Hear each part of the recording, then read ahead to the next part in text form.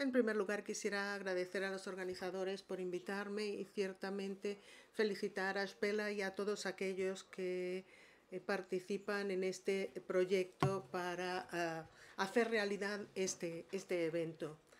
Traigo un método alternativo para tratar las enfermedades genéticas utilizando la técnica CRISPR-Cas. Seguramente la habrán oído nombrar, es parte de un sistema nuevo basado en bacterias que se utilizan para combatir una infección viral.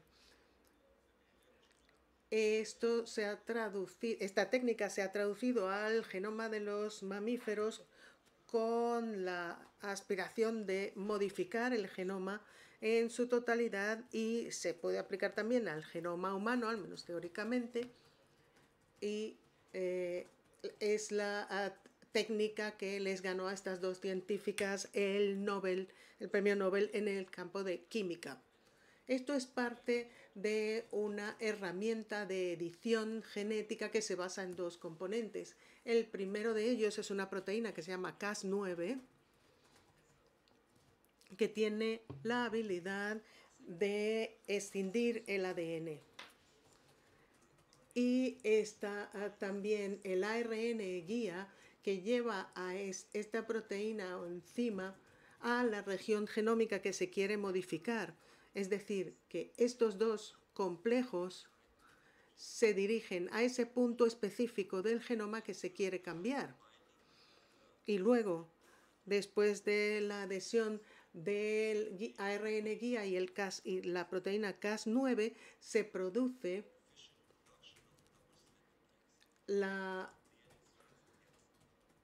separación de las hileras del ADN, y el daño del ADN se puede reparar realizando alteraciones al ADN. Como decía, este es un daño al ADN que hay que reparar instantáneamente. Gracias, sí, me acerco al micrófono, cierto. Vale, pues estas cadenas tienen que autorrepararse porque el mecanismo es de autorreparación. Básicamente se utiliza este mecanismo que se llama NHEJ, Non-Healing End Joining, o Non-Homologous End Joining. Esto genera lo que se conoce como una disrupción del gen. Si se quiere introducir una secuencia genética exógena, como en el caso del tratamiento para el síndrome de CTNNB1, hay que introducir una cura, con lo que se utiliza lo que llamamos una plantilla de ADN basada en la técnica CRISPR-Cas, que permite que en la cadena de ADN se autorrepare introduciendo dicha plantilla en una condición o en un punto homólogo de unión de extremos. Como decía, el sistema CRISPR-Cas surgió en 2012 y en estos últimos 10 años podemos ver el potente impacto que ha tenido esta técnica, sobre todo en el área de investigación. Utilizando el sistema CRISPR-Cas podemos mejorar la producción de cosechas de productos alimentarios,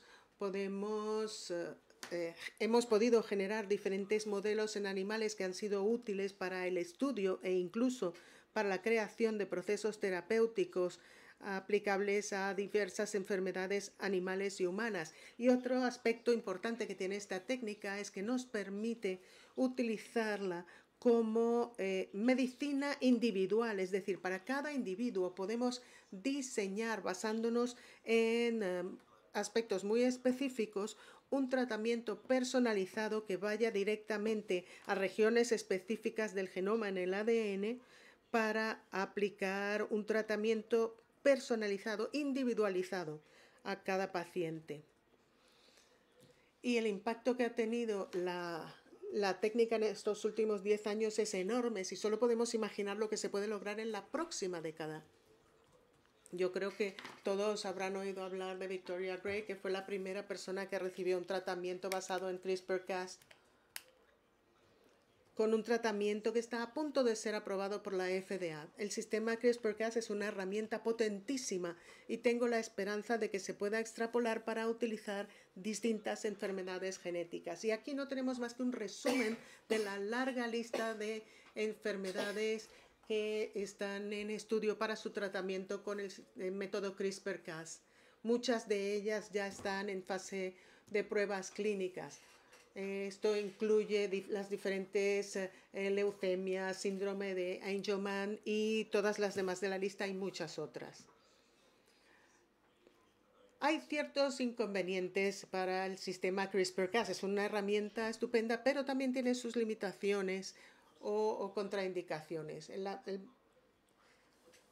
La primera dificultad es que como está tratando de modificar una sección del genoma, es difícil encontrar la diana, porque la modificación que hay que hacer es muy específica y el punto de inserción también tiene que serlo, y esa es una de las dificultades de la aplicación del sistema CRISPR-Cas in vivo para tratamiento, por ejemplo, en riñones o pulmones, porque el mecanismo de entrega puede ser complicado. La segunda complicación es el tamaño de la cadena, porque la cadena no es pequeña y hay que tomarlo en cuenta cuando se utiliza CRISPR-Cas como opción terapéutica en diferentes enfermedades. Pero la principal limitación que tiene el sistema CRISPR-Cas y que enfrentamos muchos investigadores para tratar de superarla es el efecto de no dar en la diana. Es decir, el sistema CRISPR-Cas puede alterar el ADN no solo en el punto diana específico que queremos modificar, sino que, como vemos en esta gráfica, aunque logremos porcentajes muy altos de modificación correcta, es decir, alteraciones en el ADN en el lugar específico donde queremos hacerla, es posible que se produzcan modificaciones indeseadas. Es decir, es posible que cortemos donde no corresponde o que el corta y pega no quede bien hecho. Y para abordar esta limitación hemos introducido proteínas nicasas o NCAS9, que es una proteína de la Cas9, una variación de la proteína que tiene mutaciones en 2 de los dominios catalíticos. Por ejemplo, si la inserción se hace entre los dominios H y H, la proteína NCAS9 pierde su habilidad para separar las cadenas, con lo cual solo una de las cadenas del ADN, solo se puede abrir una de las cadenas. Y al introducir esta proteína, se disminuye el tamaño del punto objetivo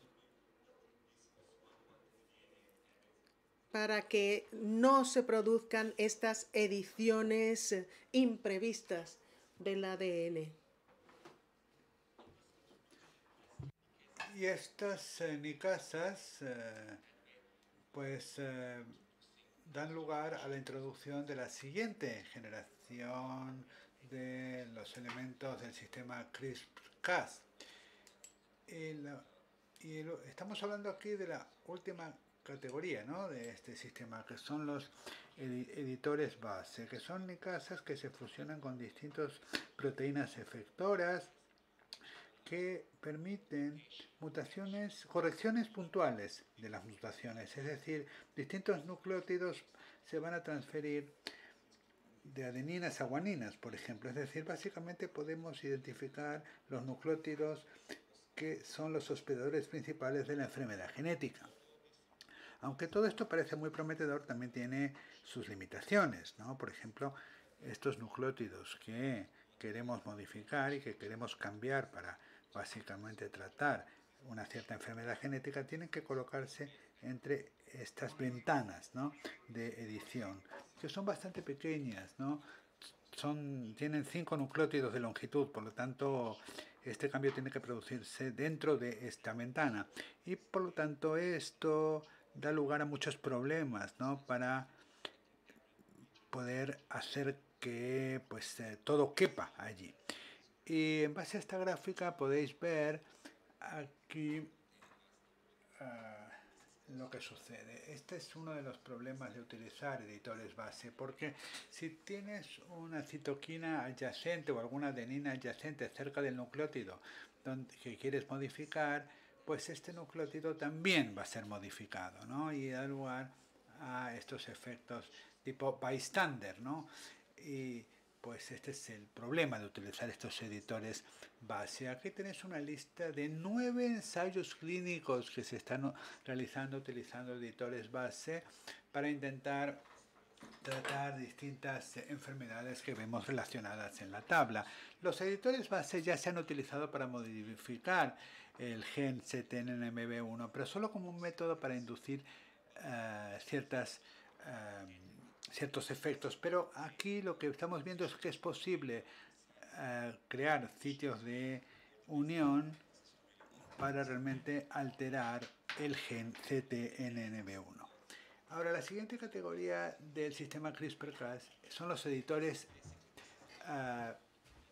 prime editors, que se fusionan con la enzima de transcriptasa inversa. Y el tercer componente de esta herramienta es el RNA empaquetado, que es algo que es muy interesante. Fijaros, aquí vemos que tenemos un espaciador que se dirige a la región de interés, pero luego aquí tenemos esta parte que es parte del ARN que transporta la información que queremos introducir dentro de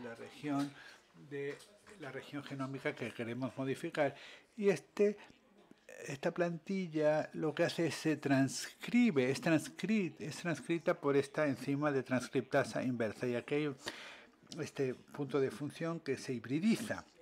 Y esto es una herramienta muy potente porque te permite pues realizar todos los cambios que quieras, porque puedes codificar todo aquí, también puedes insertar pequeñas deleciones, puedes insertar secuencias de novo también. Hay artículos también que dicen que los prime editors pueden también incluir varios cientos de pares base y también te permite realizar un montón de combinaciones, ¿no? Los prime editors ya se utilizaron para modificar el gen CTNNB1, pero solo como una herramienta para modificar el gen para testar o estudiar el cáncer colorectal. Los prime editors ya se utilizan en algunas fases preclínicas. Todavía no hay ningún ensayo clínico con prime editors, pero veis que las enfermedades del ojo, del hígado, el cáncer, distintas enfermedades neurodegenerativas pueden tratarse utilizando prime editors como una opción terapéutica potencial. Aquí tenéis un resumen de lo que he estado comentando y veis claramente que realizando una comparación entre el sistema CRISPR-Cas convencional y los prime editors, vemos que los prime editors básicamente son la opción más segura porque no hay ningún problema de los bystanders, como de los bystanders que comentábamos antes, ¿no? Pero también hay que decir que tiene algunas limitaciones que tienen que ver con el tamaño, porque el complejo prime editor tiene unos 60 kilobases de longitud y el doctor Leszek ya comentó que esto es un factor que hay que tener muy en cuenta a la hora de considerar la capacidad del modo de entrega que utilizamos para introducir estas sustancias en los organismos vivientes. Y los enfoques de virus adenoasociados no permiten utilizar los prime editors, porque los prime editors son demasiado grandes para ser empaquetados en un virus, en una entidad adenoasociada. Lo que se está haciendo es intentar utilizar distintas variantes, por ejemplo, enzimas Cas9 que sean más pequeñas, con una longitud más corta, utilizar también entregas de virus adenoasociados duales, o utilizar una vía de entrega alternativa saltándonos los virus adenoasociados, sino utilizando quizás nanopartículas, por ejemplo, de lípidos, y cargándolas con ADN o mRNA, o incluso podemos encapsular distintas proteínas en los complejos. Y eso es un poco también lo que nosotros hicimos en nuestro departamento, que hicimos dividir los Prime Editors, dividirlos en dos componentes, en dos partes diferentes. Para poder hacerlo, básicamente lo que hicimos, debido a nuestro conocimiento, hemos podido dividir este Prime Editor en dos partes. La primera parte es la nicasa, que luego se fusionó con un polipoide, y luego la enzima de transcriptasa inversa también se fusionó con una parte adyacente.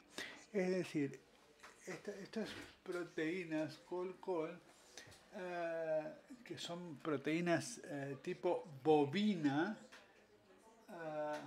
es decir, estas se tratan son uniones no covalentes, que se entregan a las células y luego la edición génica se produce en un direccionamiento eficaz.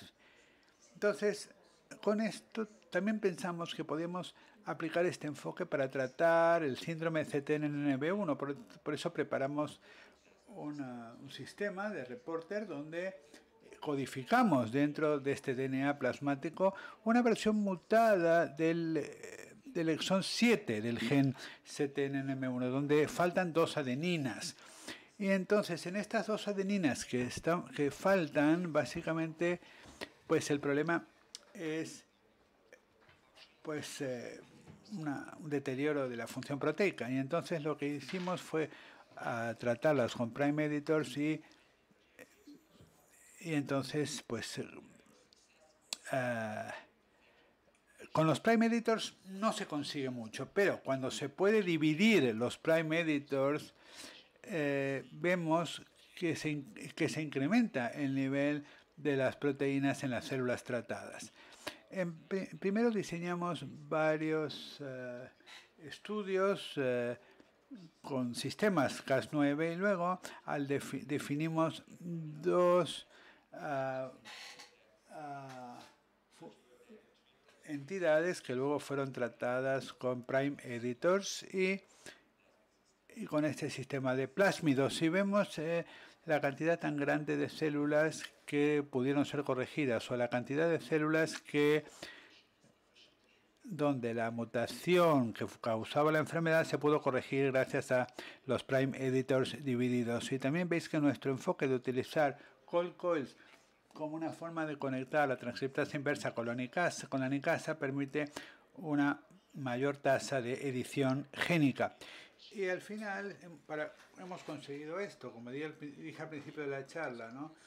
Para que el sistema CRISPR-Cas es una herramienta realmente muy buena para tratar distintas enfermedades genéticas, pero también hay que tener en consideración que es importantísimo hacer más esfuerzos para incrementar la seguridad del procedimiento y también hay que tener en cuenta aspectos éticos y también abordar los distintos retos regulatorios. De momento no hay ninguna guía de la FDA unificada que nos diga cómo utilizar CRISPR-Cas como una opción terapéutica potencial. Y para terminar, me gustaría agradecer a todas las personas que han participado en este proyecto. Principalmente me gustaría agradecer al profesor Román Irala, que es el director de nuestro departamento y también ha sido pues generador de muchísimas ideas. También a la doctora Vida Forceres, que se incorporó a nosotros online, que empezó con este proyecto. Y también me gustaría agradecer a Yure Bujins, que se hizo cargo del trabajo de ella, porque ella ahora está de baja por maternidad. También me gustaría agradecer a las personas del Hospital Pediátrico y a Spela, por supuesto, y por último y no menos importante, agradeceros a todos vosotros por vuestra atención.